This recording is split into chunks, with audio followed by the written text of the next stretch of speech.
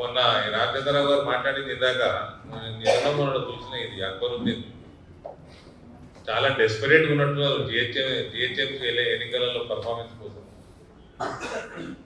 యోగి తోటి పోల్చుకున్నాడు. యోగి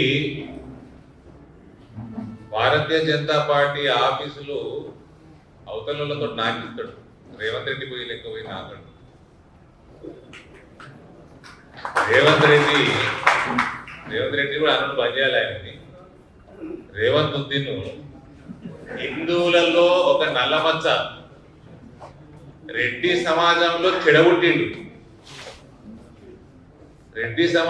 చెడగొట్టిండు, హిందువులలో కూడా చెడగొట్టిండు ముఖ్యమంత్రి. ఈ అక్బరుద్దీన్ హిందూ గడ్డ మీద వచ్చి మొన్న జరిగిన ఎన్నికలలో రెడ్డి అయినా రావైనా అని కులాల పేర్లు తీసుకొని, రెడ్డి పేరు తీసుకొని, కులం పేరు తీసుకొని వీళ్ళందరూ కూడా విషపు పాములు అని అన్నాక కూడా ఈ మునగాడు 4 అడుగుల మునగాడు కనీసం రియాక్ట్ కూడా కాలే. మరి రెడ్డి సమాజంలో చెడగొట్టక ఏం పుట్టిండు? మరి మీరు చెప్పండి, మీడియా మిత్రులు చెప్పండి. ఇక ఎక్కడ పడితే అక్కడ నేను మూసి ప్రక్షాళన అన్నప్పుడే నేను అనేక మార్లు ముందర మాట్లాడాను. వీళ్ళ టీం వీళ్ళ మంత్రులు కూడా పోయినట్టున్నారు. అహ్మదాబాద్ పోయింది, గుజరాత్లో. అక్కడ సాబర్మతి రివర్ ఫ్రంట్ ఏ రకంగా డెవలప్ చేసి మోదీ గారు సూచించారు. అప్పుడు అనేక సార్లు చెప్పిన, ముందు ఇల్లు కట్టిండు గరీబులకు. ఎక్కడైనా డిస్మాంట్లింగ్ చేయాలంటే ఆయన వేల సంఖ్యలో ఇల్లు కట్టిండు, అపార్ట్మెంట్ కట్టిండు అహ్మదాబాద్ నడి ఒడ్డున. కట్టినాక సాబర్మతి నది పక్కన ఎక్కడైతే అన్ని ఎన్క్రోచ్మెంట్ ఉండేనో అవన్నీ తొలగించి వాళ్ళని షిఫ్ట్ చేసి తొలగించాడు. అది ప్రణాళికాబద్ధంగా చేసింది. అది ఇది గాలిన కొడుకు గాలికి నడుపుతున్నాడు గవర్నమెంట్. ఇక్కడ ఇల్లు కట్టింది లేదు, మీకు లేదు, మూసి ప్రక్షాళన చేస్తారంటాడు. ఎక్కడికి పోవాలి మరి?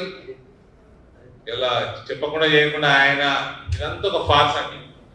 అది ఏంటది ప్రోగ్రామ్ సులభ హైడ్రా కాడికెళ్ళి ఈ గాంధీ సరోవర్ ఇవాళ జరుగుతున్న వివిధ జిల్లాలల్లో మొత్తం ఫార్స్.